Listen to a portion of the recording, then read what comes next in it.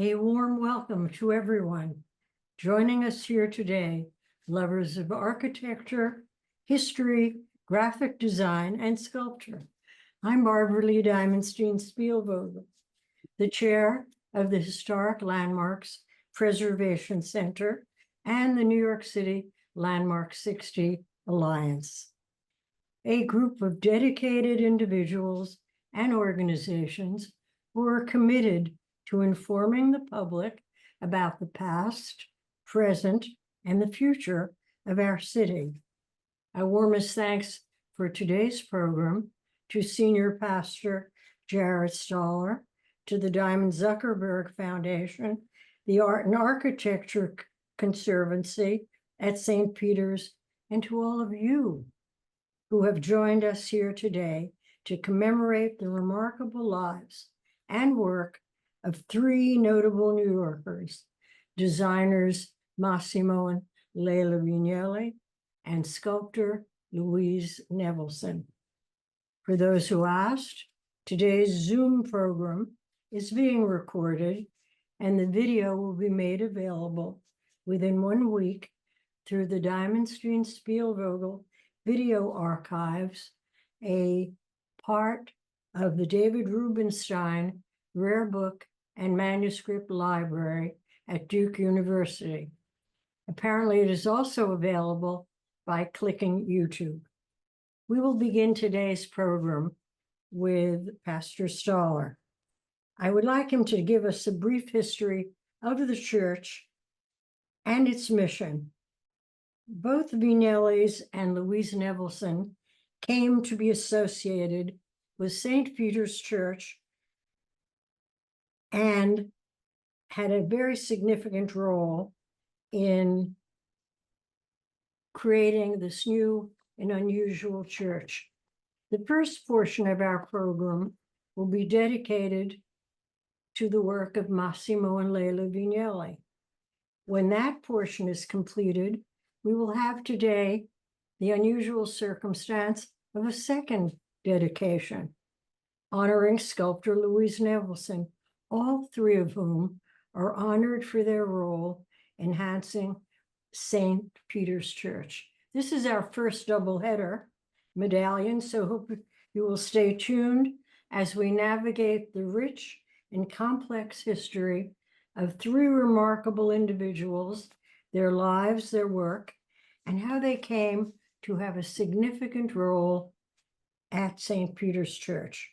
And now our first speaker, Senior Pastor Jared Stahler, who has served St. Peter's Church since 2005.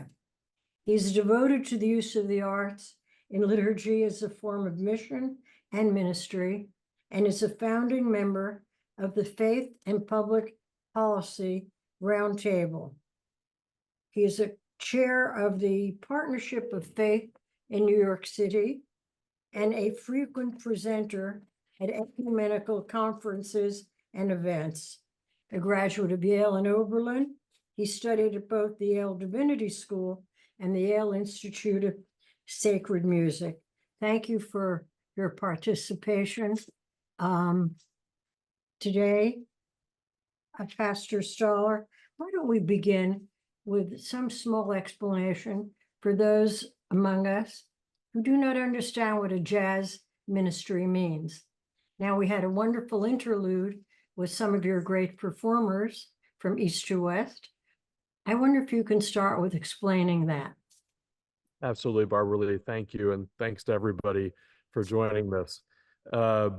Jazz came to St. Peter's in 1965.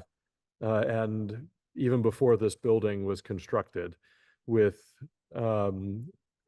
really the ministry of John Garcia Genzel, a pastor here in New York City, who got to know all sorts of jazz musicians, especially Duke Ellington, his sister Ruth Ellington, and he would go to the bars late at night and hear what was going on in people's lives. They started to develop relationships, and he said, well, you know, why don't we keep this going? I'll be at St. Peter's tomorrow morning at 9. I said, well, Pastor, I'm out until 2 or 3 or 4 a.m. That doesn't exactly work for me. He said, well, what about 5? And that's the birth of Jazz Vespers and the jazz ministry here at St. Peter's. They took 5. 5 p.m. every Sunday at 5. We're still here. Thank you, Pastor Stahler, for your participation. Why don't we talk a bit about Massimo and Lella? Italian-born, they were both trained as architects. Lella at the University of Venice and Massimo at Milano Politecnico. They met at an architects' convention. From 1954 to 1957, Massimo collaborated with Venini, the famed Venetian glassmaker. After they married in 1957, they traveled to the United States on a grant that Massimo received to work as a silver designer.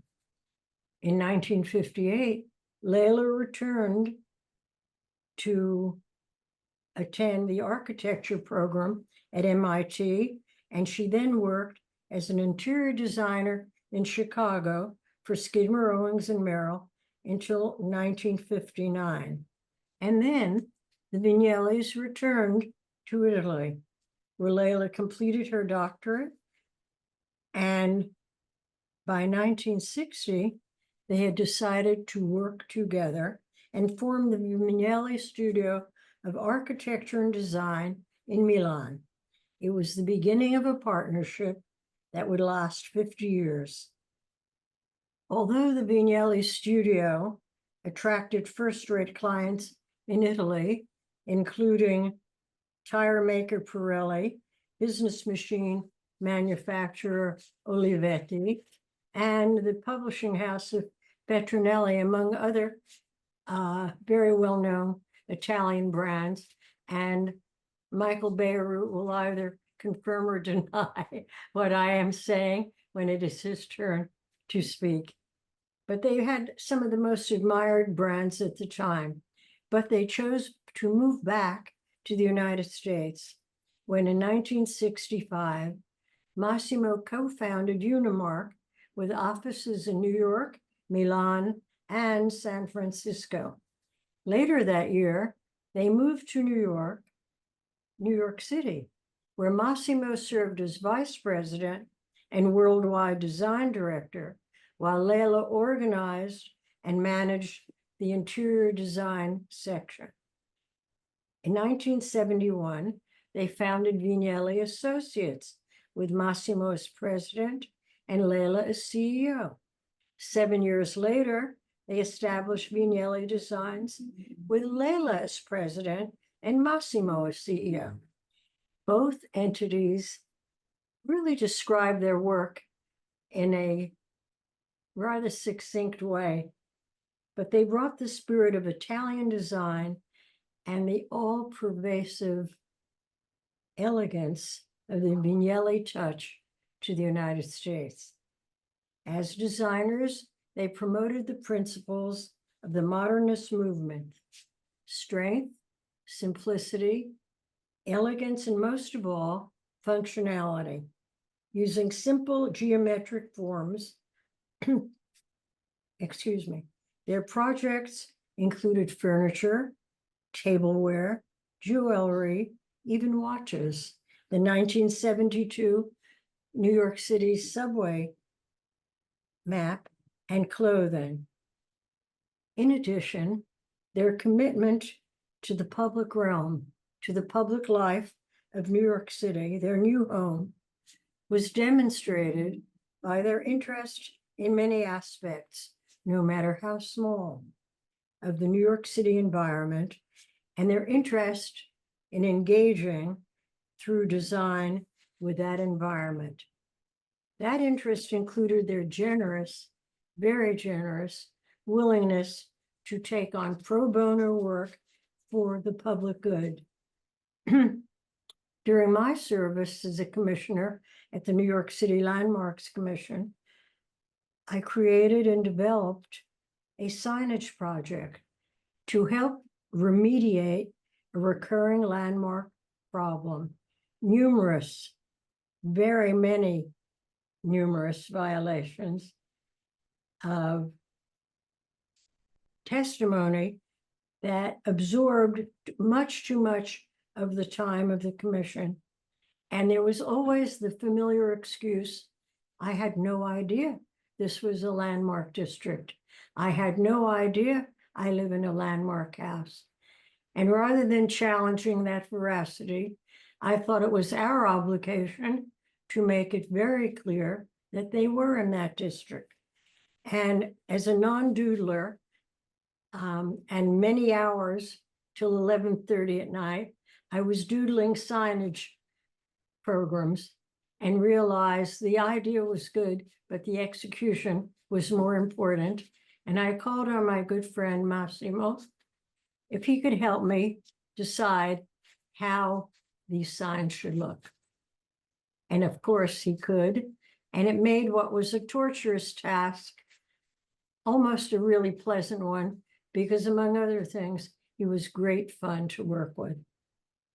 In any case, it absorbed a great deal of time, and he created mock-ups of my presentation to each of the city agencies and the various commissions, many of whom I was a part of, but now I was a presenter rather than a decider.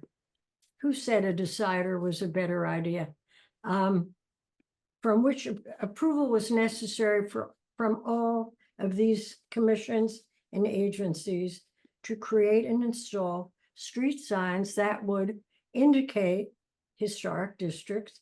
And once in an historic district, even if it was not an individually designated landmark, many of the rules were offerable.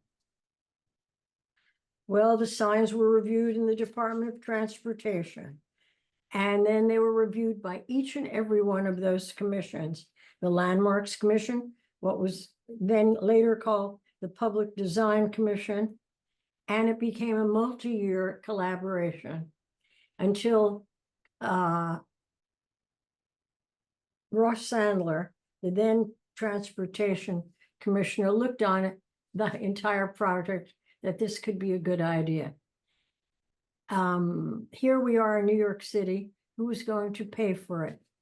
An anonymous benefactor paid for the first 87 street signs. It wasn't 87 street signs, 87 districts, because we realized that every street has 4 corners. That was not part of our original equation. So it kept on getting more and more complicated. Well, I'm happy to tell you that it resulted in several New York standards that are still in use today. And it is pleasing to comment that they are a model for a number of other cities and even a very small park within the tiny Easter Island enclave has terracotta, black and white signs that emulate the designs of Massimo. So we are forever grateful to him. In fact, one of my favorite things to watch the exchange of the creative process between Massimo and Lella. As we all know, he could draw very quickly, and she could ball up the product of that and toss it in the waste basket with equal panache. But somehow that worked as moving the process along, and it was a joy and a privilege to work for them, with them, and for them. And it is a permanent addition to the New York streetscape. Now I'd like you all to help me to suggest, as I have to the Department of Transportation, that the very well-intended and useful street signs that project into the street before the driver is up to turning are, I think, a very useful addition. And I have written and applied to the department saying, when it is in historic district, shouldn't those signs follow Massimo's color code as well? So far, I've had no luck. Perhaps you all will. In any case, both of them are commemorated today. And one of Massimo's last contributions, last and admired contribution, was to create the logo for the pro bono, for the 2015 50th anniversary of the New York City Landmarks Law. Well, it is still valued and enjoyed, and with every credit possible. The 1950 has just turned to the 50th anniversary has just turned to representing the 60th anniversary with an added firecracker in the middle. That's our salute back to Massimo. So they received honors all over the world, and their permanent collections include the Museum of Modern Art, the Metropolitan Museum, the Brooklyn Museum, the Cooper Hewitt National Design Museum, the Museum of Arts and Decoratif in Montreal, and the Neue Sammlung Museum in Munich. Their projects have been widely published in the United States and abroad, including Design Vignelli, a 1990 monograph, and Design is One, published in 2005, with a 2012 documentary of the same title. Massimo and Lella were the recipients of many honors and awards, including Massimo receiving the first Presidential Design Award given by President Reagan. They were jointly awarded the AIGA Gold Medal and the National Design Award by Cooper Hewitt. But in 2008, they donated their complete design archive to the Rochester Institute of Technology and founded the Vignelli Center for Design Studies, located in a building that, quite appropriately, they designed together, and which showcases their design legacy worldwide. I'd like to ask Josh Owen, who is the Vignelli Distinguished Professor of Design and the Director of Vignelli Center for Design Studies at the Rochester Institute of Technology, to speak next. Prior to his current role, Owen was the Director of the Industrial Design Department at RIT, where he continues to teach his popular course, the Meta Project, and he is the president of his own design studio. He has many award-winning projects, not surprisingly, and they have been produced by major manufacturers. The author of Lenses for Design in 2016, and the forthcoming Design for Study. Before you begin to speak, when will Design for Study be published, if you have a pub date? I hope soon. Well, that sounds like a very author-like reply. I hope so too. May I present Josh Owen?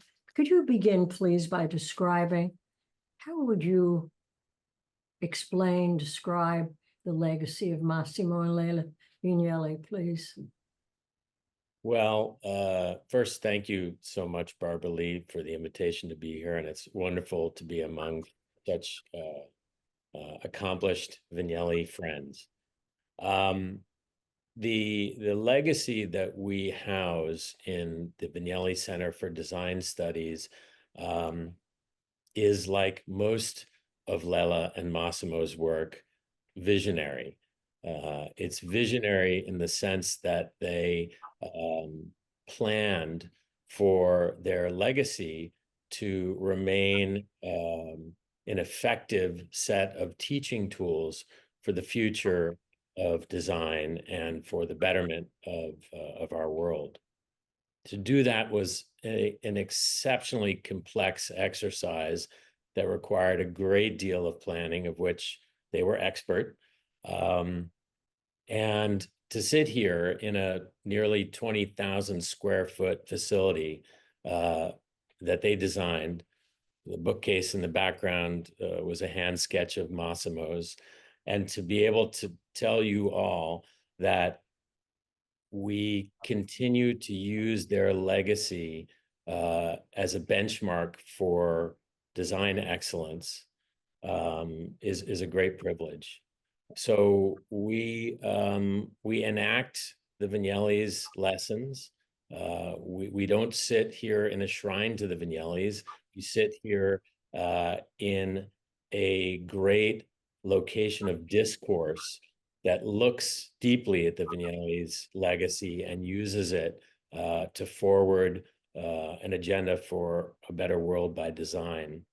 We are tethered to RIT's School of Design, which means we have a constant flow of students of all design disciplines who are regularly in the archives, learning from actual materials. In fact, I'll be so bold as to just point my camera at the display of artifacts in the room next to me, which is laid out for our open house tomorrow. So we'll have hundreds of students, faculty, colleagues, friends from the community. Last open house, we had people flying in from around the country to look at the masterful works of the Vignellis. What are some of the hallmarks that are out there on that table that you might share with us? Well, I don't want to tip my hat too much, but I will tell you that Michael will be zooming in because our archivist themed this open house around the 1980s.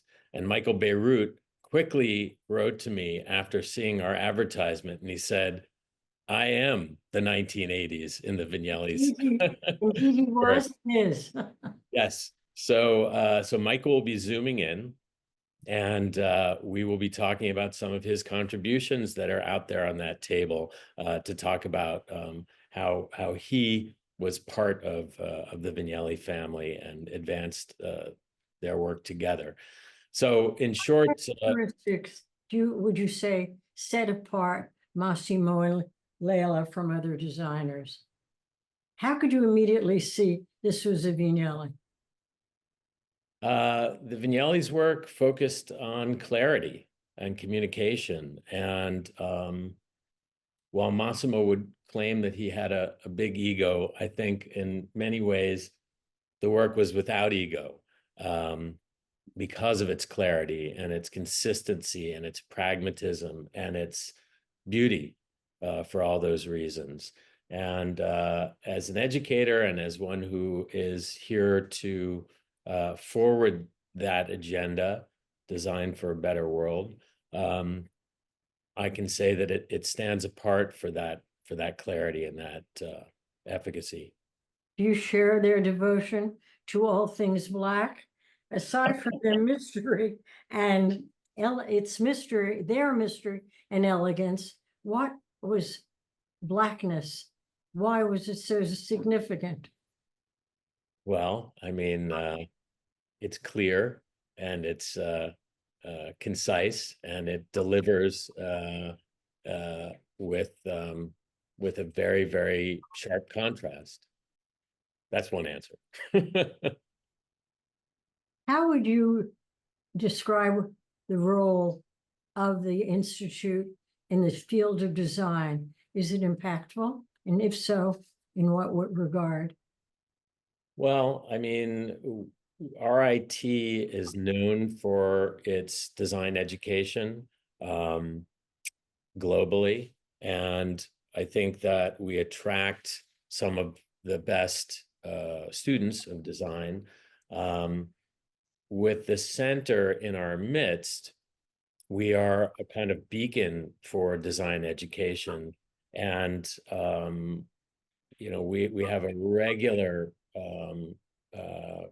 cohort coming through to do research in the center.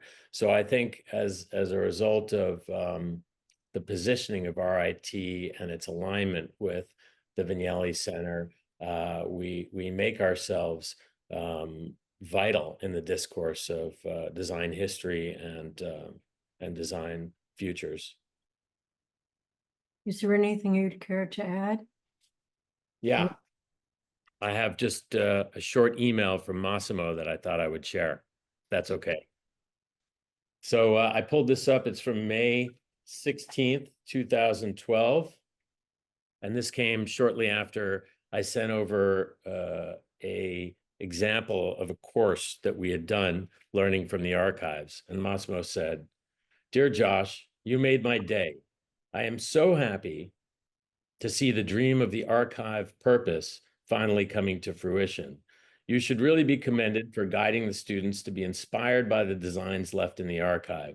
This is the dream and most important issue of my life, to leave something that can inspire some other designer to do even better, to expand the language. Great professor, many thanks from the deep of my heart for giving meaning to my life. Hugs, Massimo. Thank you for sharing that.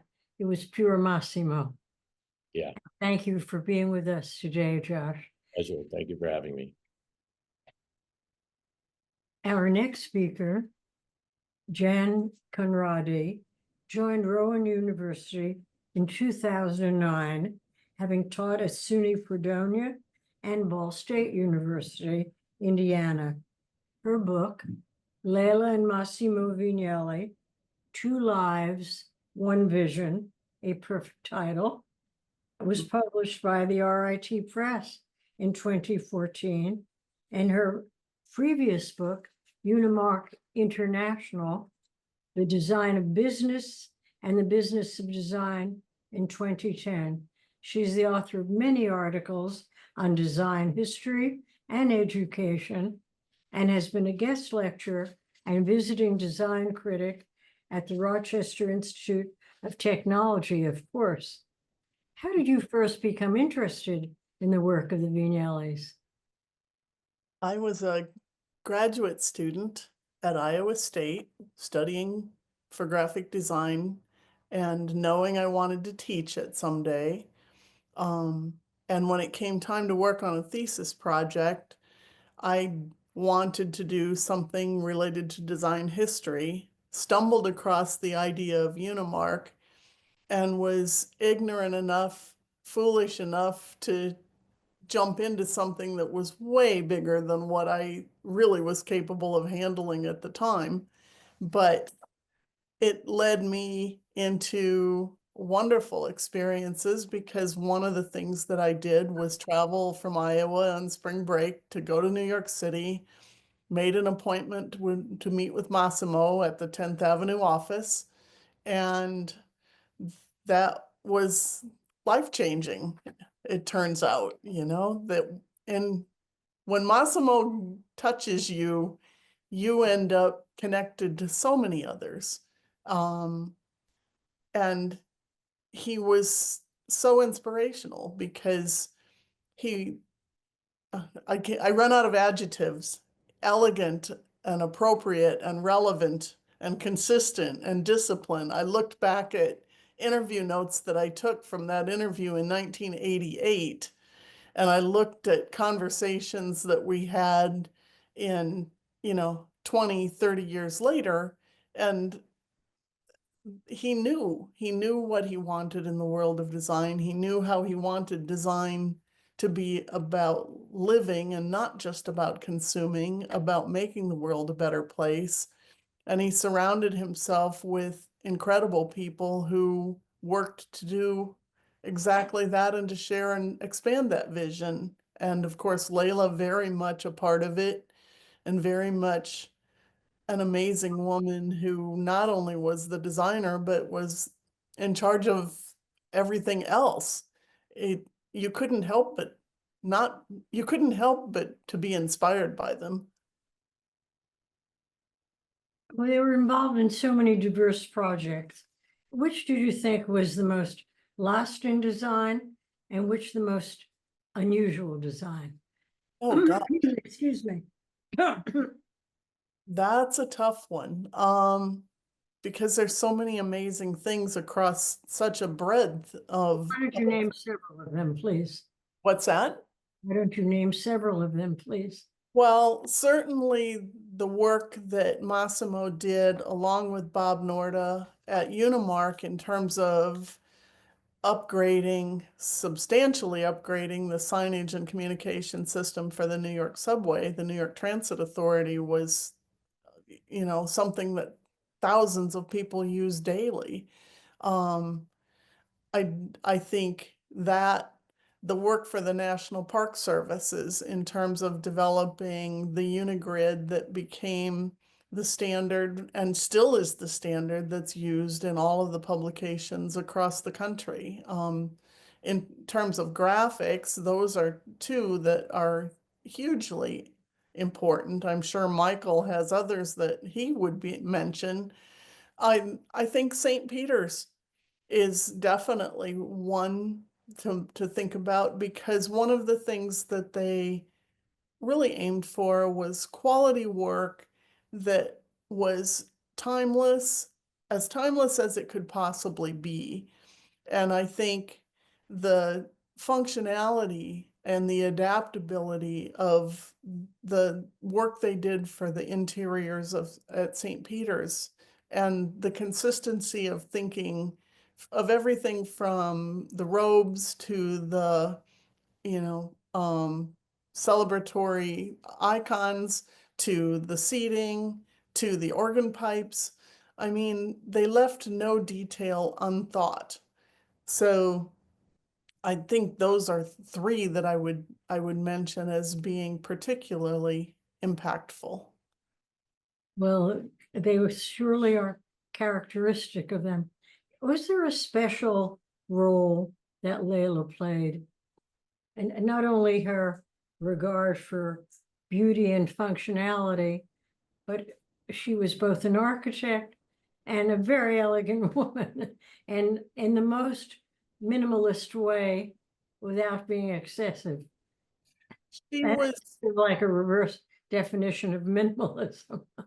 she was so impactful because, not, as you said, not only was she an architect and designer in her own right, but Lella, and I'm sure Michael will talk about this much more, Lella made things happen that Massimo wanted to be the designer, but you know, you can only do so much if you aren't hiring the right people and keeping track of payroll and chasing down suppliers and managing the retirement funds and everything else that involved making home and office and family and work and employees effective. She had her hand guiding all of that. And she one time we were talking and she said, sometimes she just wanted to cry. She was so tired, but she would never do anything less than halfway, and surrounded herself with people who believed the same and worked the same and made amazing things happen. Actually, I think one should talk a little bit more about Lella. One thinks of the firm as a duo, but often invokes the name of Massimo, his very broad, engaging, all-encompassing personality is not something anyone would like to compete with. Can you tell us a little bit more about her? I sometimes, if I could go back and do things differently, I wish I would have gotten to know her sooner and better. Because when I first started doing my research, there was so much I didn't know. And I was very focused on the graphic design aspect of things, which really was Massimo's forte and not Lella's. And so from much of the early years of my involvement, I really was focused on Massimo. And it was then when it became time to start looking further and digging further, I was almost too late, because as Lella struggled with dementia, it got to the point where her voice had to come through the recollections of others. And I think she was an amazing, articulate and strong and powerful woman. And we should all be so lucky to have someone like that as a role model in our lives. And I treasure the times I did get to talk with her and the conversations that we had and the thoughts that she shared. And I try to keep that in mind in my teaching in terms of exposing students to great thinkers and great people who had just amazing integrity and vision. Thank you, Jan, for this very insightful, colorful revelation that you share with us. And thank you for joining us today. Thank you. I'm pleasure to be here. Our very capable, renowned videographer, Alex Wachowski, found a photo that he was meant to put up. And I think we should see that because it's a photo of the two of them seated at a desk and at either side of the desk. Alex, is it possible for you to project that? I will do if you just give me a moment and I'll find it. Yes. Or I could do it because I can show you the cover of the book. Perfect. Perfect that you're asking her to do it. I am, yes. Would you hold the book up? So there we They see. are. No, you have to. That's it. There they are at work. And it describes it perfectly. There are not enough wastebaskets on the floor, however. But you're looking at one, other than the light on the desk, and the windows, one Vignelli design after another. And what I like best of all, there is Lella not wearing black. But it is a wonderful, wonderful picture. And it was a wonderful presentation. And thank you. And then I'd like to just very quickly say, Dean Kaufman was the incredible photographer who took that photo, and it's a pleasure to have gotten to work with him in terms of using that photo. So kudos to Dean. Thank you. And now, and our thanks to you, Laurie Beckelman, who has worked in numerous capacities in the public and the private sectors. Excuse me.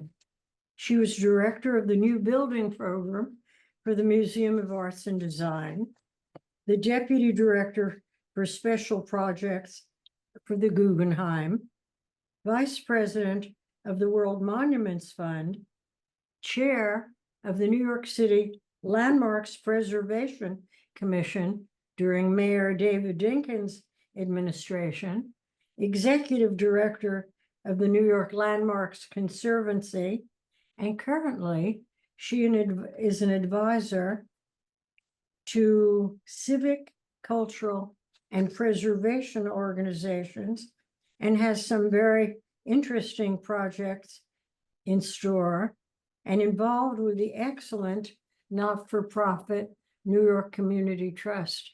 We expect big things from the combination of these two entities. Now, why don't you tell us something about all the big things you have done with Massimo? Talk to us about your relationship with the Vignellis. How did you really come to know them well? And how would you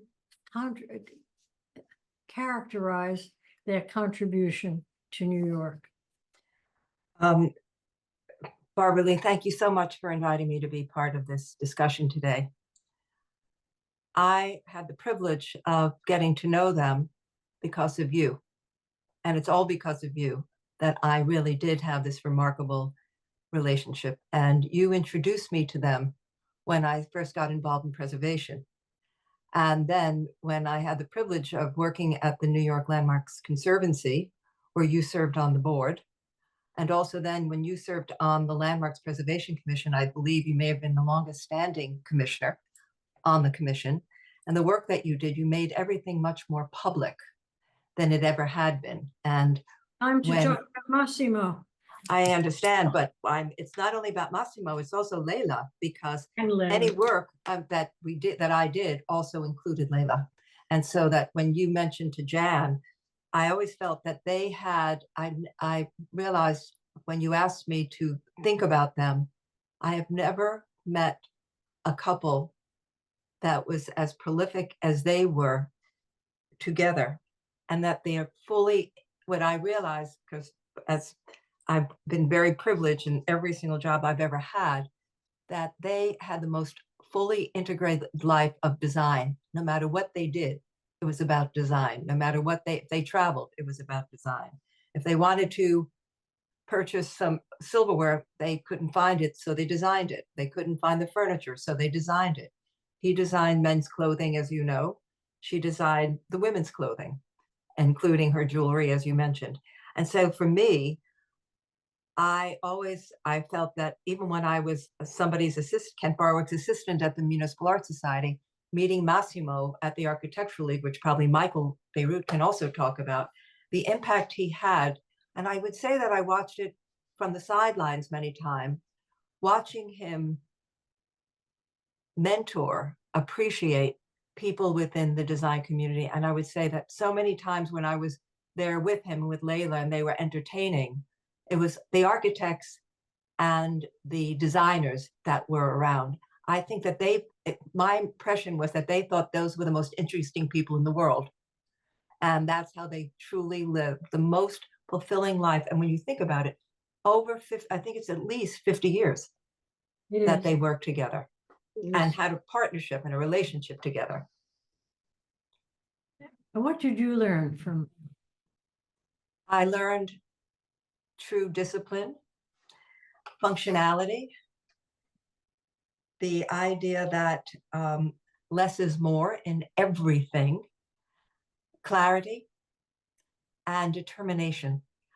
Barbaralee, I know that we talked in the beginning about this extraordinary St. Peter's, but I don't know if you know that Massimo would come to the concert sometimes with me when Randy was playing with Dave Brubeck. He loved jazz. And once in a while, we would go and hear jazz together with Randy. Long time ago, but he was very quiet about it. But if he could get to a jazz concert or a jazz club, I think, that was one of his passions, but he was very quiet about it. Would you describe them as problem solvers? Oh, I think they looked at every single thing as a problem that could be solved.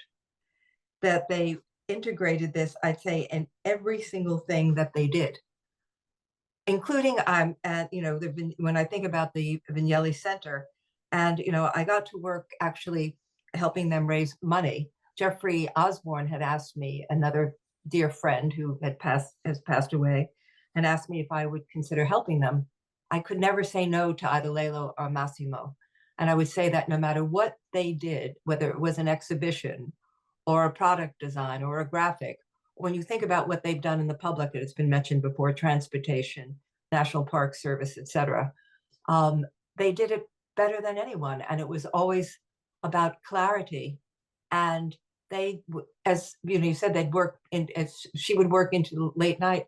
And when I worked to help them raise money, and it was for, Roger Remington was the director at the time, I spent more time with Lella than I did with Massimo. And she was very focused on what she wanted, how she wanted to communicate it, who I should go to, how I should go to them. And I learned a lot from her. I'm sure you did. Can you communicate in just a sentence or two some specifics that you took away from that relationship? That I shouldn't be in the rush I'm always in. That, this too. That it's better off spending the time and understanding the problem before one goes forward in asking for anything, knowing what you're asking for, and knowing how you're going to solve the problem. I learned so much from her. How do you feel about the evolution of RIT and the Vignelli Center? Well, I did go to the opening. I actually go online a lot to see what's going on there. And their vision and what was actually, and I also think that, Massimo to me was the dreamer, the romantic one. And she kept his feet to the fire and on the ground. And her practicality, her elegance, her vision made things come true. And when you look at what the very simple building, as was mentioned about it being over 20,000 square feet. It's exquisite. And there's not 1 inch that's frivolous. Nothing is frivolous about the whole building and the collections. It's remarkable. I can't think of one other educational institution that's like this one. Well, I can't think of anything further that one could ask for from someone so involved with them. I'm so pleased you were with us today, Laurie. Thank you for your insights and your friendship. You're very thoughtful. Thank you. And now, for someone who characterized himself as Mr. 1980s, I would characterize him as Mr. 2025 and forward. It's a pleasure to introduce Michael Bierut. At the start of his illustrious career, he worked at Vignelli Associates before joining the prestigious design firm Pentagram as a partner in 1990. But from 1988 to 1990, he was president of the New York chapter of the American Institute of Graphic Artists, and I believe is president emerita of AIGA National now. In 2006, Bierut was awarded the profession's highest honor, the AIGA Medal, and was the Henry Wolf Resident in Graphic Design at the American Academy in Rome. In 2016, became a senior critic in graphic design at the Yale School of Architecture and continues to lecture in design and management at Yale. The most recent collection of his essays, Now You See It, was published in 2017. He is an icon of the design world and has contributed to all of our well-being in very conspicuous ways. It's a pleasure to welcome you, Michael. Thank you, Barbaralee. And now, since you were Mr. 1980s, well, let's turn back before we move forward. How would you characterize that period in Vignelli world? That was my first job out of school. I was from the University of Cincinnati. I was very Midwestern. I was, they both, Lella particularly, I remember always calling me the Cincinnati kid. I found myself in June 1980 working as probably the lowest ranked member of the firm, the one who was given the most menial tasks to do. And in those days, design involved lots and lots of menial tasks. There were no computers. And so what you were likely to be doing had to do with stirring pots of glue and working in a dark room and cutting paper and things like that. And I couldn't have been happier. I just felt like I was surrounded by a milieu of such extraordinary worldly sophistication, headed up by this incredible couple, Lella and Massimo Vignelli, who seemed to have access to the entire city of New York, which was then new to me, and then the great world beyond, about which I knew nearly nothing, you know. And so it was like standing on the edge of a portal and just trying to focus your, you know, trying to adjust your eyes at the brightness of everything. That's how I felt in those days. What, how would you characterize their work during that period? Well, I think of St. Peter's particularly inappropriately for our conversation today as the first great culmination of their vision, which had happened about 3 years before I joined, but was very, very fresh in everyone's mind at that point.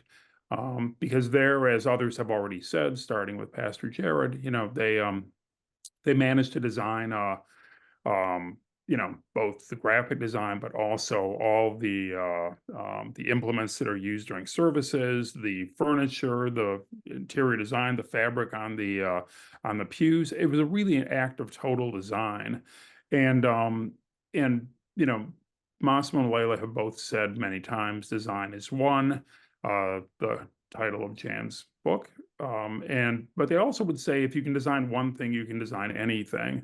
And I remember Massimo talking, Do you believe even, that? no, I don't actually. I think it's an aspiration, but I think it requires a bit of genius, and a genius that I frankly do not have. Massimo had this kind of audacity, Massimo and Lella, the two of them, where I remember Massimo saying, he laid out the pipes in the pipe organ in St. Peter's, and he had never done it before, has never done it since. But I remember him saying with wonder, he talked to the organ technicians, and it turns out the pipes can be arranged in any order you want. It doesn't make any difference. The air goes into them and the sound comes out. And so just the sense of play at that scale, I think, was just so enthralling for him. And for Lella, to kind of have this total work of design. And then I think,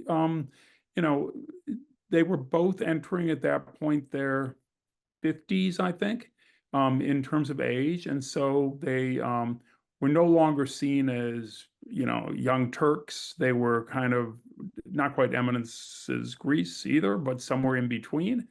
And you sort of get a lot of power and authority in the world when you're sort of a certain age.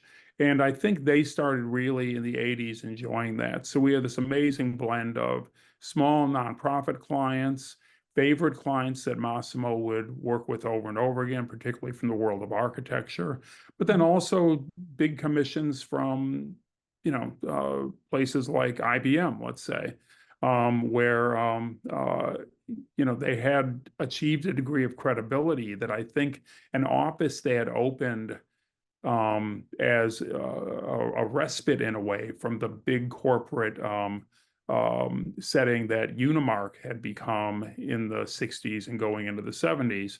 I think it was supposed to be just the two of them at that table, basically, but they found themselves doing really large projects. And they, again, just as the two of them would take on the design of a pipe organ or a sacristy, they would take on a project for IBM with the same enthusiasm and sense of adventure, I think. Well, I think that was part of their existential selves, Yeah. that they loved those challenges and had the courage and dared to try. Indeed. So what did you learn from that? This will seem a little bit surprising, but more than anything else, I think I learned a kind of humility from the two of them. I mean, two bigger than life characters who would become the focal point of attention when you walked in a room. You don't associate that with humility, but as designers, they took such care to never include gestures that were meant to call attention to themselves.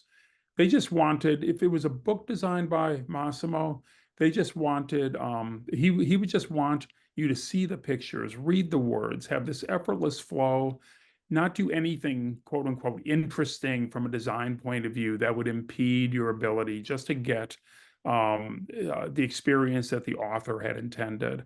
Likewise, if Lella was designing a product, she would try to make it graceful. She'd try to make it beautiful. She would always succeed, in my opinion. But also, there were just always practical things, practical, in a way, straightforward things where they didn't have any fanciful gestures that were just intended to kind of say, look at me, I'm a designer. Instead, they sort of just did their jobs. You mentioned problem solving before.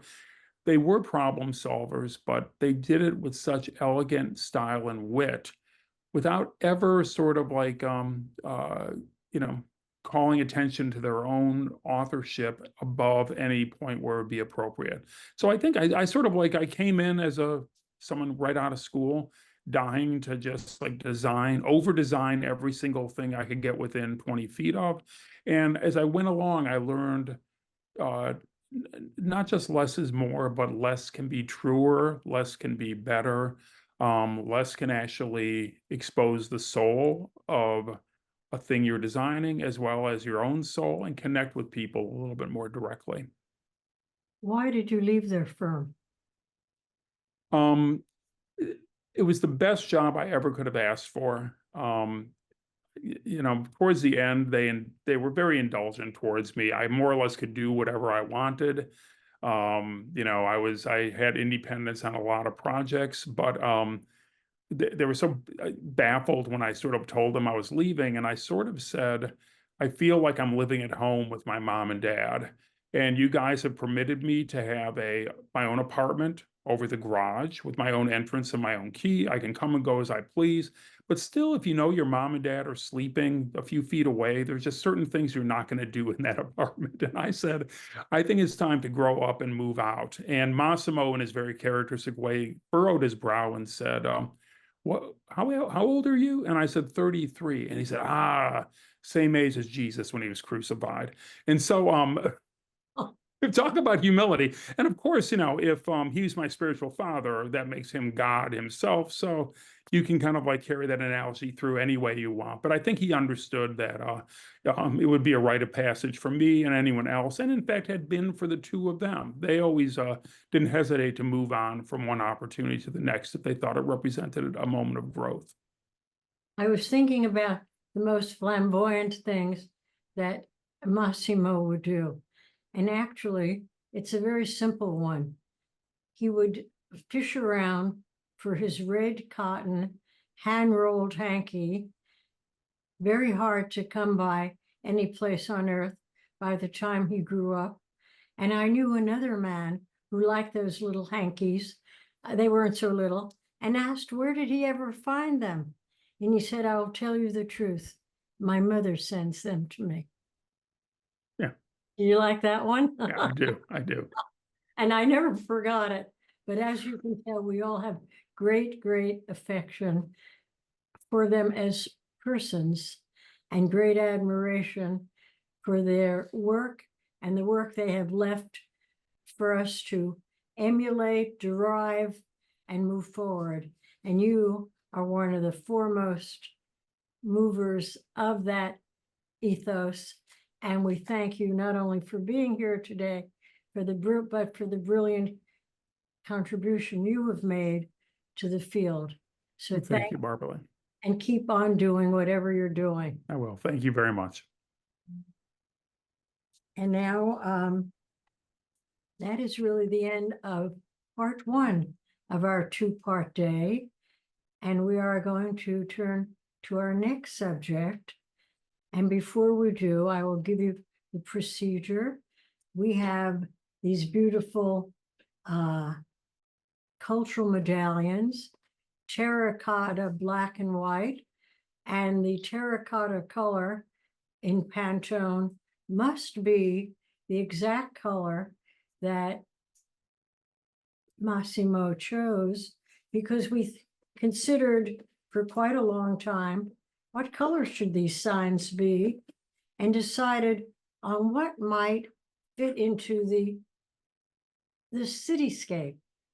What are the buildings made of? We came up with limestone, brownstone, glass, steel, brick, and that is how we felt that terracotta, black and white, would be the most sympathetic colors. But every now and then, whoever is the chef at DOT must forget the Pantone color. And the only thing that Massimo really ever bugged me about a lot was how can I get them to use the right color for the terracotta, because you may notice some very muddy, ugly browns that were painful for him to look at, assigned to some streets. So you can join the Massimo force. Whenever you see one, just write to DOT and tell them the Pantone color that Massimo selected. It's 180, uncoated, and that's what we want to continue on those signs. I know of nothing that he repeated more than how jarring the incorrect color was. It's a pleasure to have heard more and more about Lella and Massimo. Our warmest thanks to each and all of you and the audience who joined us today. And now we are going to move to part two. At the end of both parts, we will unveil the historic, the cultural medallions that are in the same colorway, terracotta, black and white, that Massimo designed, and I'll tell you more about that later. But at the end of both presentations, I've asked Michael Bierut to please read the text of the Vignelli plaque. And now we're going to move to the second part of the program, where we will honor the unique artist and personality, sculptor Louise Nevelson, with the dedication of a cultural medallion to her. She was born Lella Vignelli in the Ukraine, the daughter of Jewish immigrants who grew up in Rockland, Maine, then a small, mostly thriving town built on shipbuilding, lumber, and limestone. She felt always the outsider, an immigrant who didn't belong, an immigrant who experienced isolation. Apparently, she was quite tall as a teenager and felt awkward about that as well. And she has often observed that she always felt cold as a child, with one important exception. And the only place that she ever felt warm was when she was in the art studio at the public school that she attended, and connecting with her creativity from a very early age. Nevelson developed remarkable work. It is the background for the speakers today, a work that she created, as usual, mostly from found objects, now in the collection of the Museum of Modern Art. But she developed a signature flamboyance and playfully sophisticated sense of style that she maintained throughout her life. In fact, she was, to the public, an exotic and unique persona. In many ways, that was accurate. But then there was the other very, very philosophical Louise, who did believe and patterned a life in many ways on fulfillment.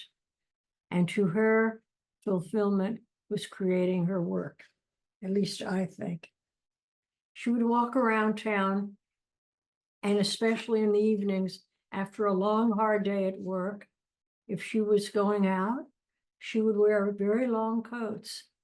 And it looked like beautiful antique paisley that if your grandmother had a very expensive piano, would be draped over it.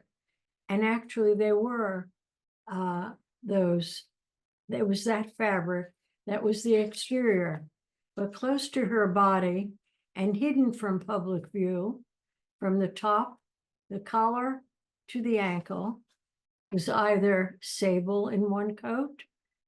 This is long after she arrived, our chinchilla in another coat, but never exposed to public view. I think it was enough for her to have the satisfaction with this symbolic gesture in an era, by the way, long before PETA, because she would have joined forces with them, that affirmed that she had arrived. In any case, she was a very imposing figure, distinctive, forceful, energetic, and dedicated to her art. By 1920, Nevelson moved with her then husband, Charles Nevelson, a fairly well-to-do lumber merchant dealer from New York, to New York City, where she began to dedicate herself to the arts, studying drama, music, dance, and the visual arts. By 1929, she'd enrolled full-time in the Art Students League and refused to abandon her artistic calling. And as a result, she left her marriage and her son and traveled abroad to study with famous filmmakers, with Hans Hoffman. Eventually, she worked as an assistant to Diego Rivera and began to exhibit her sculpture. That sounds like a rosier picture than it was, because although she regularly participated in group shows, success eluded her for many years, and she suffered through many years of financial insecurity. Until 1959, and she had been on the public scene, it is said, since 1940, she was included in a very well-known, through the annals of contemporary art history to this day, a show that was called 16 Americans, curated by the legendary, pioneering, admired MOMA curator, Dorothy Miller. The exhibit placed Louise in the company of groundbreaking male artists. I've often read that she was very concerned about her devotion to young artists and here to art history. And here she was showing young artists, and the only two in these late mid-1950s that were from an earlier era were Louise and one man, you will remind me of his name, and it was Landis Lewitton. Perhaps you might tell us about him, because one never does hear about that. But he too was included. But with Louise's being shown in that company, the exhibit placed her in the company of groundbreaking male artists. If you think a problem exists today, dial back to 1950s and consider the plight of female artists, particularly those who work on a very large and what might be considered, frankly, a masculine scale, because it was so big, so heavy, so difficult to maneuver. In any case, by being presented in the company of artists like Jasper Johns, Frank Stella, Robert Rauschenberg, and presenting works that were experimental, those works soon became iconic, and it helped her gain the recognition she sought and identified her as a true original. In fact, I, who knew her very, very well, would characterize her as a true original. In a lifetime where I've seen many of them, there are few that can maintain the standard for that role over such a lengthy period of time. This show set the tone for all those that were included in it, and it did change her life in many ways.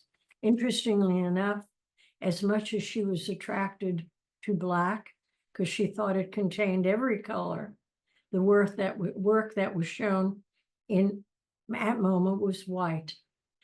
And I will, when we introduce Anne, she will tell you a little bit about the show, even the title of the work, that will engage and provoke you a bit, I think. Her monumental assemblages of found materials were often found abandoned in the streets of New York. And I can think of many nights returning from dinner where each of us were moving men, carrying another object, a door, a chair, a piece here or there, but we had to help carry it home, as did her friends from across the street, who were really her guardians and friends, who often helped her navigate the road home and carrying these objects. They were arguably, it would be fair, I think, to say that Louise, and I hope you will agree, Anne, was the first environmental sculptor. Her use of one color, black, white, rarely, and even more rare, gold, And I hope Anne will tell why she used gold from time to time for her massive assemblages. Strength in the strength of those elements is their totality, bringing together diverse, large and small pieces to compromise never to compromise, to comprise large scale installations. Rather than an absence of color, Nevelson saw black and white as total color, containing all color and drawing disparate pieces into a unified whole. She was the creator of powerful and mysterious sculptures. While these people are presenting, you might peek at this assemblage behind them that is the backdrop for their words, because we also have Arne Glimcher, the dealer who at a very young age brought her work to his new gallery. And more about that later. But her work is found in major museum collections throughout the world. And she too was the recipient of many honors and awards, including the National Medal of Art and the honorary degrees from Harvard, Tufts, and the Chicago Art Institute, among many others. I think what might have pleased her most of all is she was posthumously celebrated by an issue of 5 stamps by the U.S. Postal Service when it still delivered the mail in 2000. It is an honor to celebrate her today, September 25th, the day after, allegedly, her 125th birthday. I'm not certain we had many birthday parties on varying days, which amused her enormously, and I accept each and all of them as her birthday, and I am honored and privileged to dedicate this to Louise today, and I'd like to call on some very informed persons to tell you more about her work. Our first speaker will talk with us about the life and legacy of Louise Nevelson is Anne Umland. And until a month ago, was the Blanchette Hooker Rockefeller Curator of Art and the Senior Curator in the Department of Painting and Sculpture at the Museum of Modern Art. You look quite splendid against that backdrop. I hope you can see it too. Umland joined MOMA in 1996 as assistant curator and received her doctorate from NYU's Institute of Fine Arts in 1997. She has organized and co-organized many exhibitions for MOMA, practically all of which will be familiar to you. Merit Oppenheim, My Exhibition, Sophie Tauber Art, Living Abstraction. In 2014, she co-edited Picasso, The Making of Cubism, 1912 to 1914.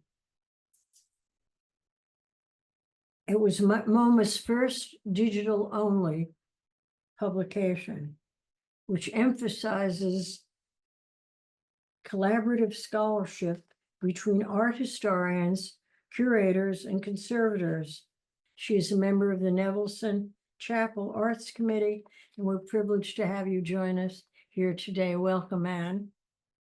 What was Louise's most significant contribution, as you see it, to the world of art? Well, thank you, Barbaralee, first of all, for inviting me and for those wonderful personal memories of Louise. So her most significant contribution, oh my goodness. You know, when I think of Louise Nevelson, I suppose I begin by thinking about her place in art history.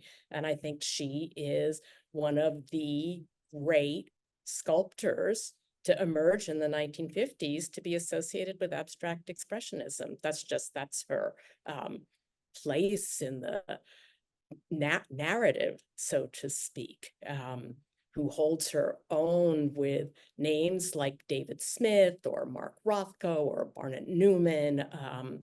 And that's the, the context I think of her in.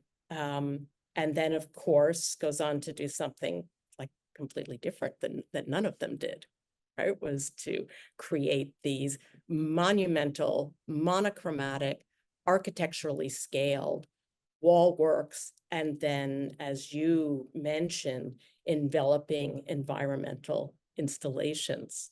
And both of those just make her a pioneer and an absolute remarkable figure, especially because she was a woman in that era. And that was a very rare thing to have achieved the success, albeit belatedly, that she did relative to the age of many of her peers. I should tell you, with all of her quietude, there is one side that you know very well. I once asked Louise what gave her the courage and the fortitude to continue to work 7 days a week with the same energy and excitement without really any significant recognition. And she paused and said very quietly and deliberately, "I always knew I was great." And she did. Did you? Yes, Are you familiar with that whole epic?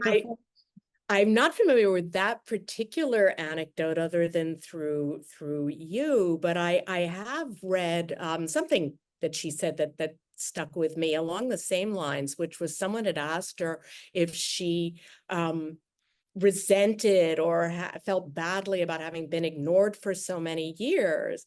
And she said, well, it gave her total freedom. It was total freedom to like do whatever she wanted. And I think you're speaking to that. Yes, she always knew she was great. Like having that self-confidence is just astounding.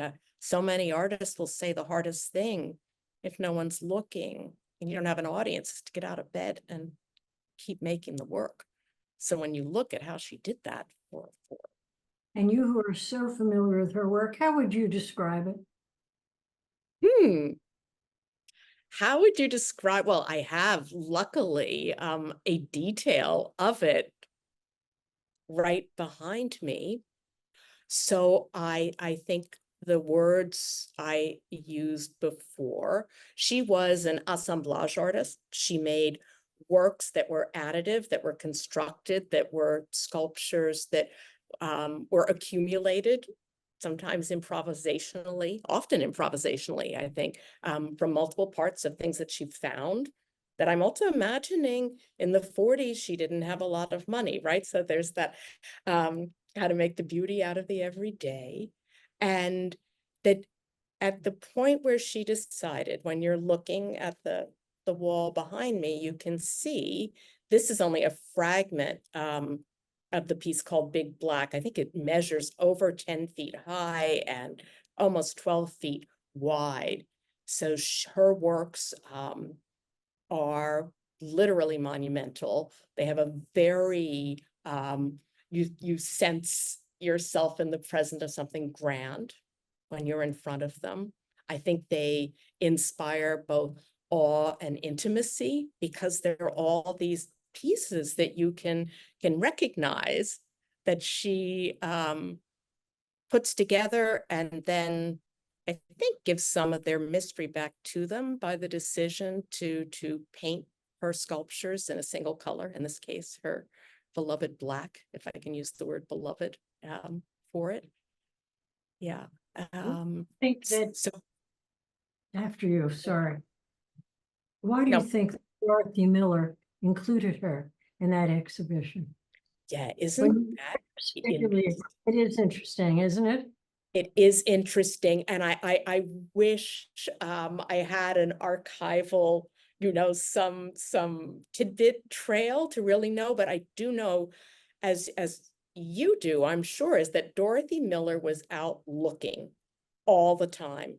She and Alfred Barr, but I think she in particular really looked at New York artists, American artists. That was sort of her beat. And I think that Louise Nevelson, my impression is, even if she hadn't achieved, the fame that she did in the 60s, 70s, 80s, that she was well known among artists, and that there's just no way Dorothy Miller could have missed her and could have missed seeing the work that was getting done in her studio downtown.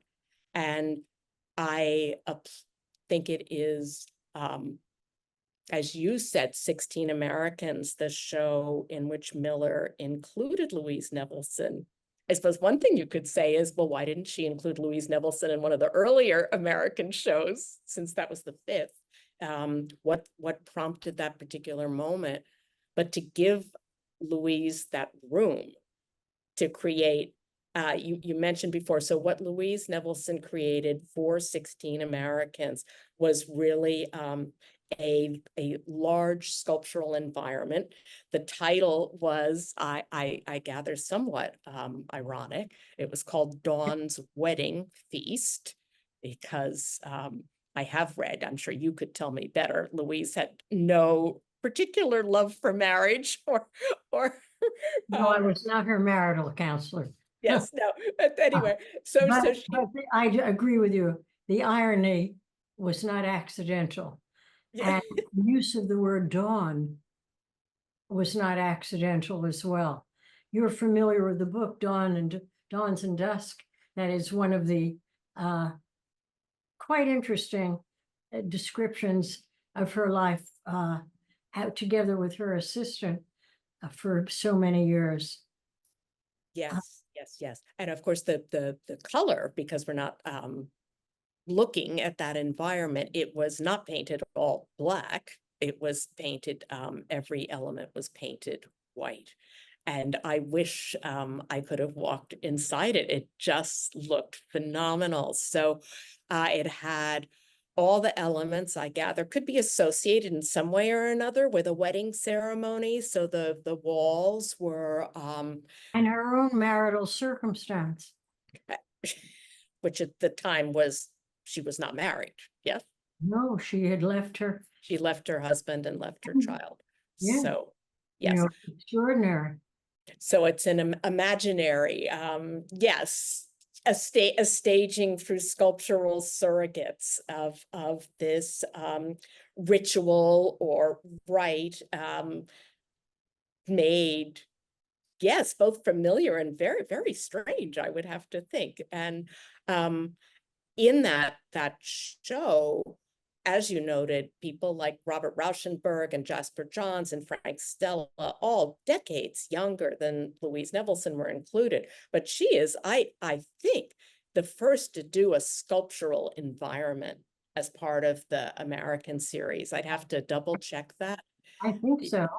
And the monumentality of the work, the found object, the uniformity and the individuality and the repetition of forms, I think is quite brilliant. Yes, well, I agree. I think it establishes the hallmarks of her practice for years to come. And one of the things that I like in particular about it in relation to today's Medallion Award is that I think it's very much, tell me if you agree, a precedent for her design for the Chapel of the Good Shepherd at St. Peter's, which Well, I remember when she was engaging in that and some of the very thoughtful conversations she had with the then founding pastor, who was deeply involved, and she loved that exchange and was very thoughtful about it. In fact, at another time, I will tell you where to place glass doors and so on. What I think, as I look at that piece, it's quite thrilling to be able to look at it. There was a piece in the Times the other day. Can anyone look at a work of art for 10 minutes or more? I could manage this. It is so complex, but it is also meticulous. And I'm not certain that one often uses that word to describe her or her work, but it is a very good word. Everything about her was meticulous, including She would not open an envelope without a letter opener, almost as if she would be abusing the DNA of the envelope if she just recklessly opened it. Uh-huh. I think that's a beautiful insight, and you could stand in front of any sculpture by Louise Nevelson, and think of it through that lens too, of the very careful composing and crafting and arranging of these individual compositions within the grid. Like you're You looking know at. her, Anne? I did not. I'm so jealous of you and Arne. Yeah.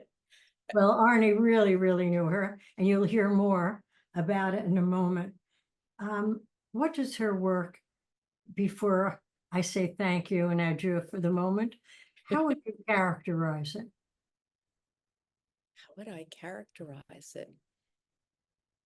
Monumental, awe-inspiring, made from everyday objects that are rendered mysterious, ambitious, ambitious, unforgettable signature. You see one Louise Nevelson, you'll recognize the others forever. And I think she has to be a touchstone for so many artists that came after her, both male and female. But when I think of people like Mary Miss or Donna Dennis or Alice Aycock, who are sort of are working in the 70s, by which time Louise is a legend.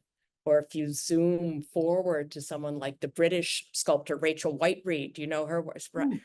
Who's working with also found architectural spaces or objects and making casts on a monumental scale and doing public commissions.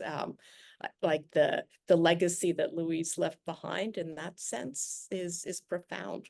And I think it will only continue to grow as other artists come of age and get to see her work. I agree with you, and I thank you for exposing it to a wider public and the brilliant work that you did for your long and fruitful career at MoMA. We all owe you a thanks, and looking forward to your next iteration. Thank you so much for joining us today. Thank you, Barb. I'd like to say a word about, just before I introduce Arne, about Louise's assistant, who lives in a very far reach of the northernmost part of New York State and could not join us today. But I wanted to say a word because her assistant, Diana McCowan, was a talented photographer in her own right, and she was Louise's assistant from 1963 after they allegedly met during a poker game. The Yale-trained Diana worked with Louise for 25 years, and her keen and exacting photographer's eye captured much of the sculptor's public and private life. McCown's photographs appear in the collection of the Whitney Museum and the Metropolitan Museum and the National Portrait Gallery in London.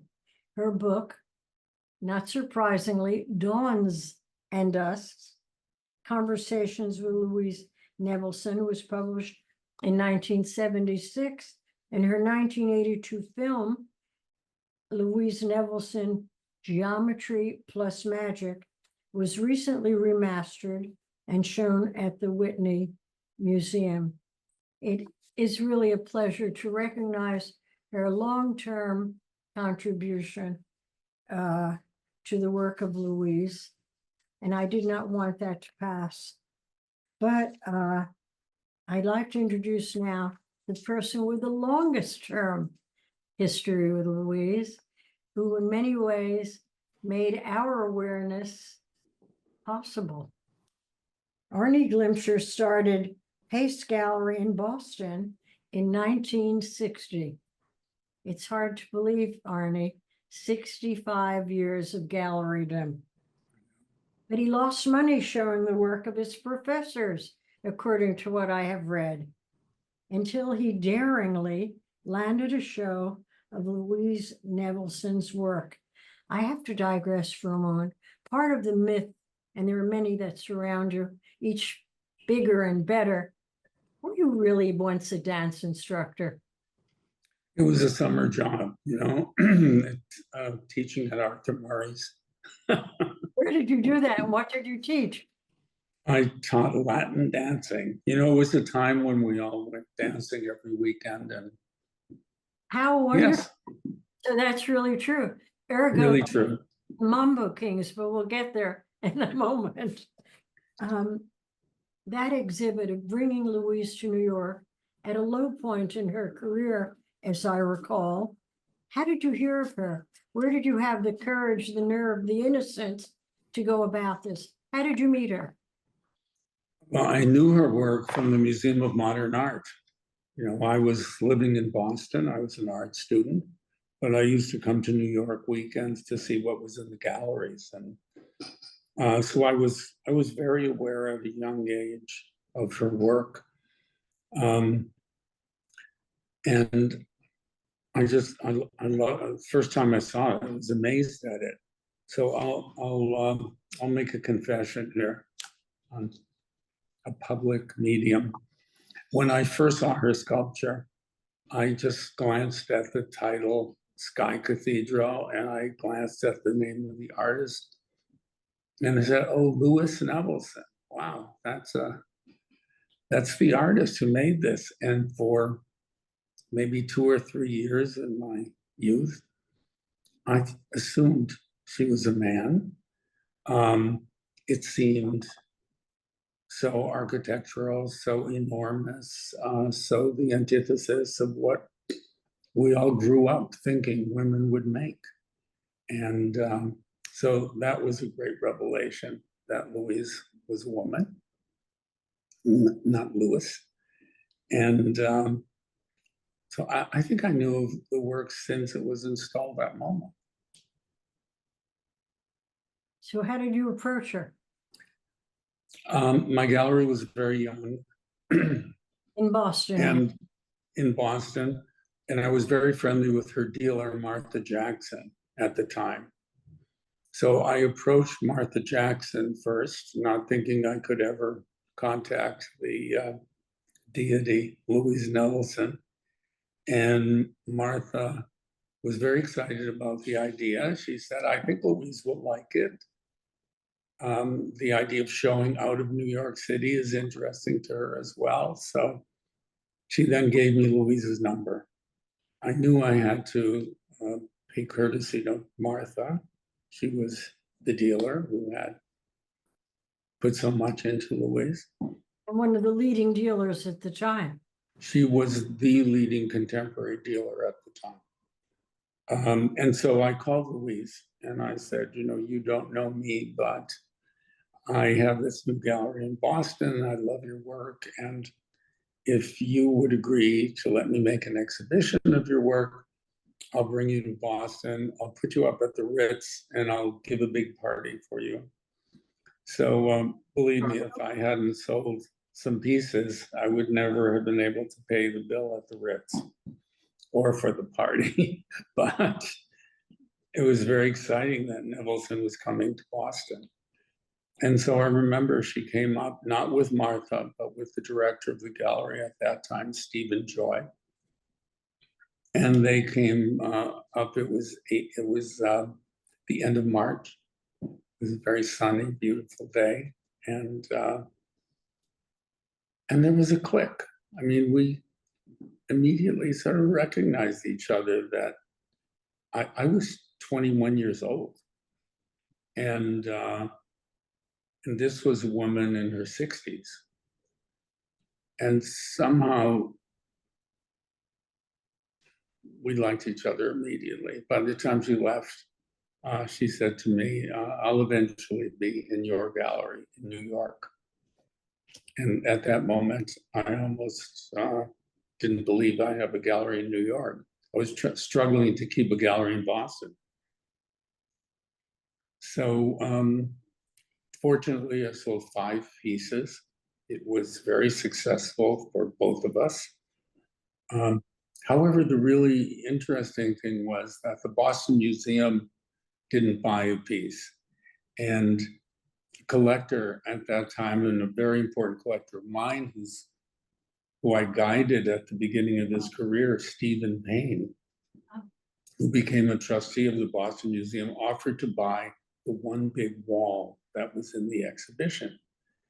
And Perry Rathbone came to see it, and he said, well, we can't buy this because our Brock is very small, and what would people think? They would think that Nevelson's more important than Brock. I said, well, maybe she is. And they didn't take this gift from Stephen Payne. Years later, I gave them a major work. So what happens? She comes to New York, and tell us quickly the initial part and then life with Louise and Arne. The initial part of, she left Martha Jackson and went to Sidney Janis. Sidney Janis was the gallery of Rothko and Pollock, and you know, Rothko was a very good friend of hers. So I think at that time, Rothko had something to do with Janis wanting to show Nevelson. Nevelson was also the first woman ever to show at Janis Gallery.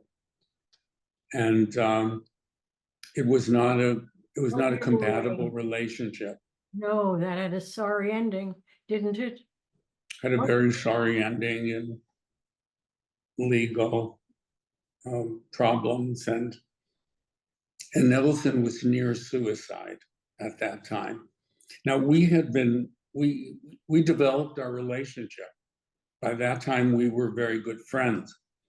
And strangely enough, my mother was the same age as Louise, exact same background, from a shtetl near Kiev, and they became very good friends. So when my mother went to New York, she'd have tea with Louise or something like that. And so I had hoped when I opened the gallery that Louise would join the gallery, but that was certainly something I thought of in the future. And this disaster happened with Janis, and she was nearly suicidal, and she didn't have the money to pay Janis back for the amount of money that he lent her, which was not considerable. It was $20,000, and he was holding all of her work in ransom. And so I paid off Janis and gave the work back, put the work all back in her house, didn't take a single piece into the gallery. I wanted her to be comfortable that she wasn't paying off $20,000 anymore, that it was organic. And little by little, she regained her health. And like the great flower that she was, she blossomed. But we always loved each other. We had over 30 years together, and some of the great experiences of our lives. Traveled the world together, and put on dozens of exhibitions of her work. How would you describe her work? I think her work is the work of a revolutionary. It is inextricable from the ongoing history of modernism. I think her ancestors are certainly Schwitters and Picasso, but her antecedents are everyone making installations all over the world today. There was no such thing in America. There was Schwitter's Merzbow in Europe, but the idea of this enclosure, this being surrounded by art, was Nevelson's. And you talked with Anne about how long her success took. Nevelson went 40 years without making a single sale and continued to make sculpture. She had an exhibition in 1945 called circus, the clown, the circus. The clown is the center of the world. And it was downtown. There were wonderful reviews. And one review in a New York paper wrote, we would have praised this as the work of a new master until we found out that the artist was a woman. That was actually in print. Nevelson sold nothing out of that show.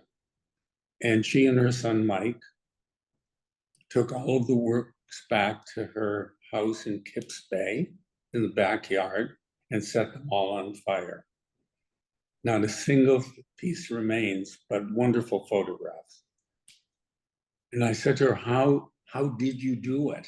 And she said, well, there was the option, put them all back in the house and I'd have no room to work, or set them on fire and start again. And that was her choice. So, you know, the courage of this woman was astonishing. I don't know how many people would have done that.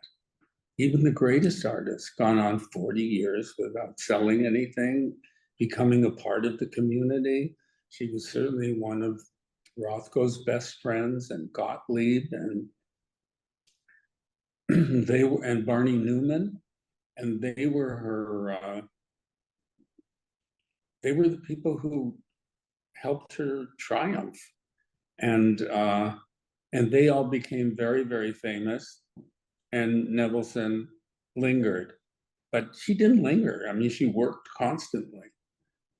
So this was a woman of astonishing courage, and this is a woman who was part of art history. Did you ever have a relationship with any other artist that intimate, particularly since you have so many friends who are your artists? Yes, it's true. Yes, that was very special because it became familial. You know, she would visit my siblings that lived out of the city. She really became part of the family. The children grew up in her studio. You know, my son Mark, who now directs the gallery, would visit her, and he was like 2-3 years old, and she'd put him up on the counter and give him some pieces of wood to play with and some nails to play with. And I mean, she was fantastic with the kids, and she didn't like kids. She didn't like her own kid, but you know, she made these very tough choices in life. I mean, how many mothers have the capacity? I'm not saying courage, I'm not saying it's positive or negative, to leave their husband and child at the same time and know that there was a future for her that was going to be notorious. And it was. And that was certainly to the detriment of her child. And later, I think, a great sense of guilt. Your gallery is now, and it's hard to believe, in its 7th decade, 65 plus years. You know. 7 locations worldwide, including New York. I read recently about the successful opening in a country that I know so well, Korea, who will, of course, love your work and responded to it so warmly. Have you ever had an experience similar to the one with Louise? No, it was unique. I have other unique relationships, and with Lucas Samaras, who just recently died. We were together 57 years. Louise and I were together about 35. And Robert Irwin, who's very influential to me as well, and an artist who can be considered environmental. We were also 57 years. So, and Agnes Martin. And they were friends. You know, it was very interesting. Agnes said to me once, you know, Louise and I are just alike. She gets all dressed up so that nobody can see her. And I don't get dressed up at all, so nobody notices me.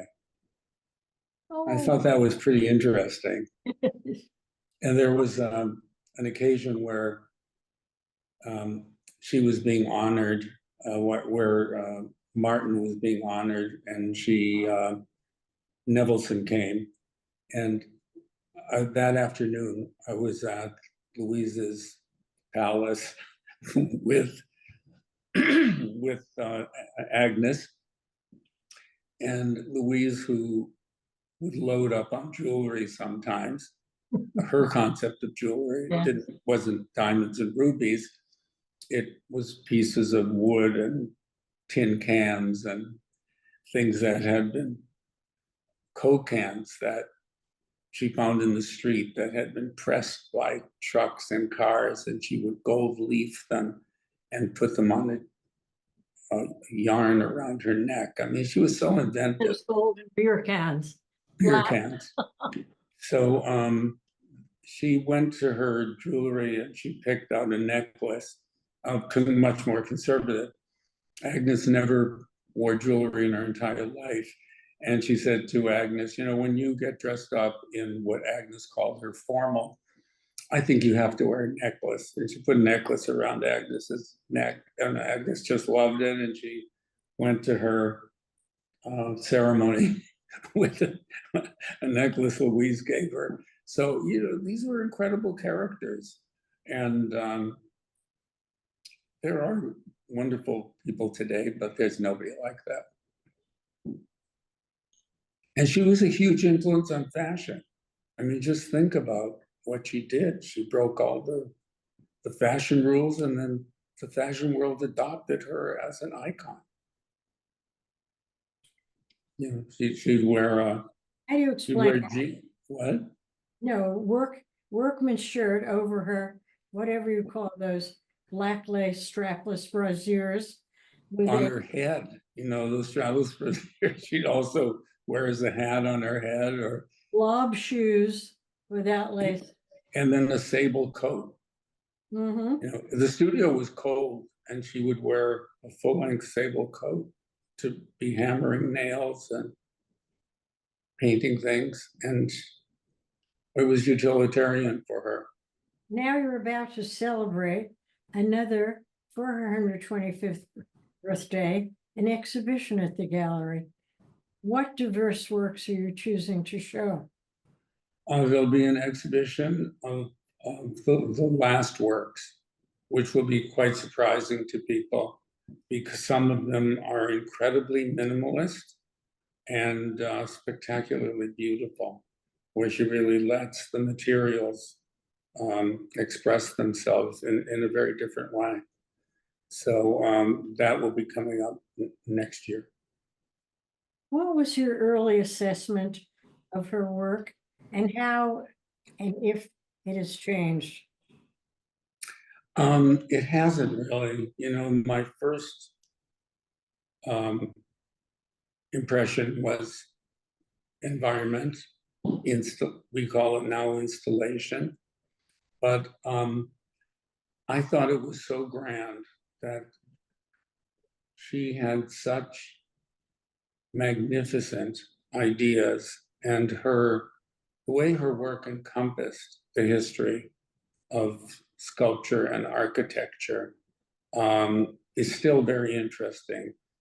I think her greatest influence, besides people like Schwitters, Picasso, were the Mayan ruins that she visited many times. And you think about the brick after carved brick after carved brick, building those ziggurats, and then think about a Nevelson wall, and you say, of course, you know, that is exactly where the structure comes from. And, you know, she called herself an architect of light and shadow. So what was most interesting to her is these black walls, that they'd be underlit so that they would cast shadows. The elements would cast shadows on the other elements, and you'd have multiple elements from one unit. And so she was an architect of light and shadow, you know, the impermanence of light and the permanence of the structure were sort of what interested her. What do you think was the catalyst that made her such a major force in the world of art? Do you mean what was she influenced by, or? What catalyzed her role as an artist to have this world suddenly not only appreciate, but lionize her? I don't think that her appearance was the whole thing, but you know, but her appearance was dramatic, and she became as much a personality as Warhol. Certainly during her life, she was much more famous than Warhol. You know, she would walk down the street and everyone would recognize her and ask for autographs.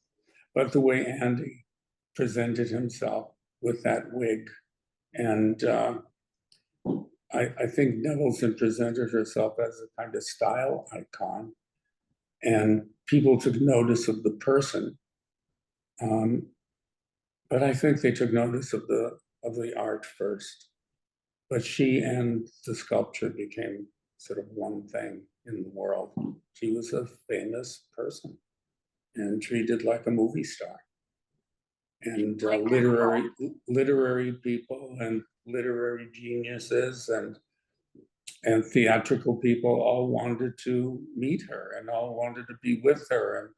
And Edward Albee was one of her closest friends, and Albee wrote a play about her called Occupant. Different. Do you want to tell the audience and why it was called The Occupant? Do you recall?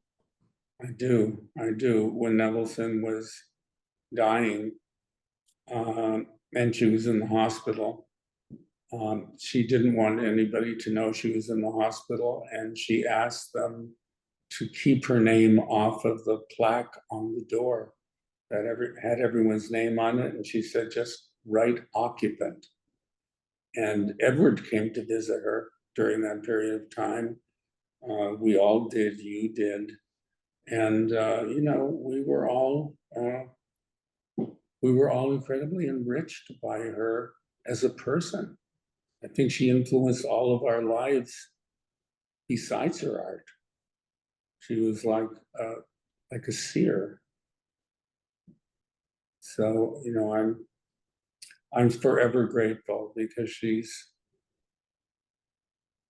the bricks and mortar of the Pace Gallery, as well as the spirit.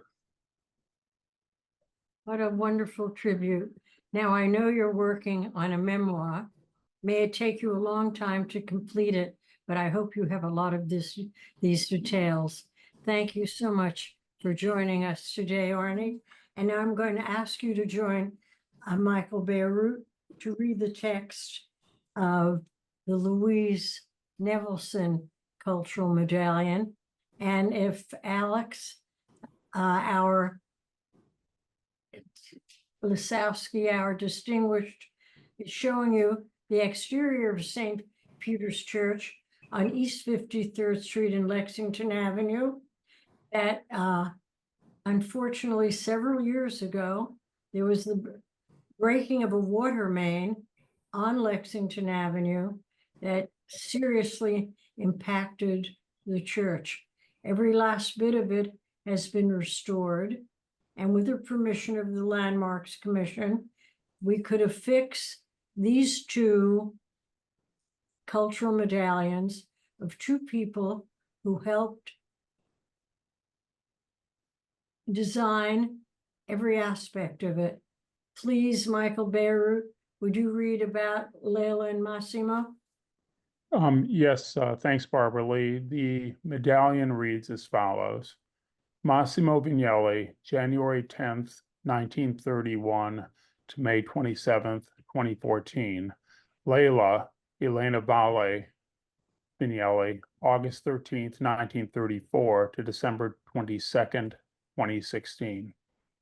For more than 50 years, Italian-born design team Massimo and Lella Vignelli collaborated on iconic, elegant, and minimalist projects, including the graphics, interior, furnishings, and liturgical objects for St. Peter's Church, 1977, an eloquent demonstration of their philosophy, design is one. Married in 1957, they established the Lella and Massimo Vignelli Office of Design and Architecture in Milan in 1960, designing office accessories, home products, graphics, and furniture. Clients including Pirelli and Olivetti. Upon moving to the US, they specialize in graphics for major corporations, co-founding Unimark International in 1965 with 6 other designers. In 1971, they established Vignelli Associates and worked together until Massimo's death.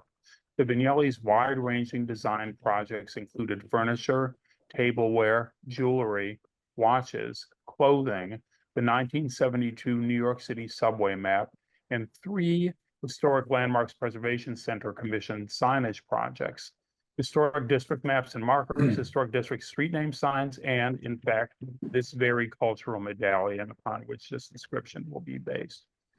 Massimo was awarded the first Presidential Design Award in 1985. They were jointly awarded the AIGA Gold Medal in 1982 and the National Design Award, Cooper Hewitt, in 2003.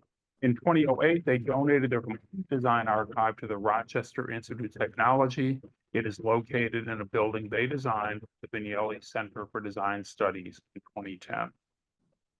Thank you, Michael, and thank you for your wonderful contribution, not only to their careers, but your hallmark, outstanding career and the contributions you've made. It's a privilege to have you here. And My now, honor. Thank you. Glimcher, if you would please read Louise Nevelson. Louise Nevelson, September 23rd, 1899 to April 17th, 1988. Louise Nevelson, internationally known for her monumental monochromatic environments, wall reliefs, and outdoor sculptures, was born Leah Berliowski near Kiev, Ukraine, and raised in Rockland, Maine. The child of pogrom-fleeing Jewish parents, she combated small-town isolation with an early interest in the arts. In 1920, she moved to New York City, where she studied voice, dance, and drama, and enrolled in the Art Students League. Her first solo exhibition was in 1941, but success came later. The landmark 1959 MOMA 16 American show, organized by curator Dorothy Miller, placed her in the company of groundbreaking male artists. As major museums worldwide acquired her work, her walks through the city continued to yield numerous found and wood objects. Excuse me. Incorporated into her sculptures. One of Nevelson's most distinctive creations was herself, known for her theatrical appearance, her philosophical musings, and forceful persona. She lived and worked at 29 Spring Street, which she called her palazzo in Lower Manhattan. From 1959 until her death, Nevelson designed Chapel of the Good Shepherd, 1977, located here in St. Peter's Church, a unique sculptural environment created as an oasis of silence and place of peace. Thank you, Arne, and thanks to you for all you've done to make her life and work available to a wider audience. And thanks to all who participated in this exciting program, this informative program today, and who helped make it possible. Special thanks to our audience. If you know of an individual who has made a significant contribution to humanity, society, New York City, and have verifiable information about where they resided or worked in a building that still exists No phantom sights, please. Do let us know. Thank you, everyone who participated in these informative programs, and to each and all of you for joining us today to celebrate the remarkable lives and work of three very notable New Yorkers, Massimo and Lella Vignelli, and the one and only Louise Nevelson. Thank you and goodbye for now.